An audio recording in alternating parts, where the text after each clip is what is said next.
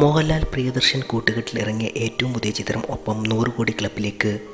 ഇപ്പോഴത്തെ നിലയിലുള്ള കളക്ഷൻ രീതി തുടർന്നാൽ 100 കോടി ക്ലബ്ബ് ഇടം നേടുന്ന മലയാളത്തിലെ ആദ്യ ചിത്രമാകും ഒപ്പം. പ്രിയദർശൻ സംവിധാനം ചെയ്ത ക്രൈം ത്രില്ലർ ആദ്യം 3-ാം വാരം പിന്നിടുമ്പോൾ 30 കോടി രൂപയാണ് കേരളത്തിൽ നിന്നും മാത്രം വാരിക്കൂട്ടിയത്.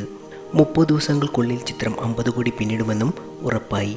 ചിത്രം കേരളത്തിൽ നിന്നും മാത്രം 80 കോടിയിലധികം കളക്ഷൻ നേടുമെന്നാണ് റിപ്പോർട്ടുകൾ.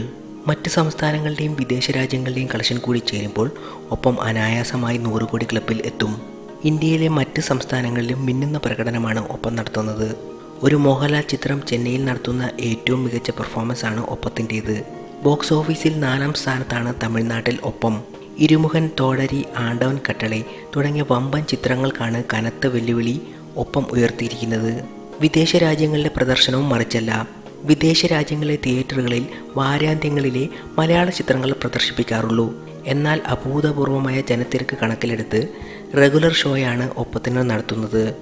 UK-യിലും അയർലൻഡിലുമായി 119 കേന്ദ്രങ്ങളിലാണ് ഒപ്പം പ്രദർശിപ്പിക്കുന്നത്. ഒരു മലയാള ചിത്രം ഇവിടെ ഇത്രയധികം തിയേറ്ററുകളിൽ റിലീസ് ചെയ്യുന്നത് ഇതാദ്യമായാണ്.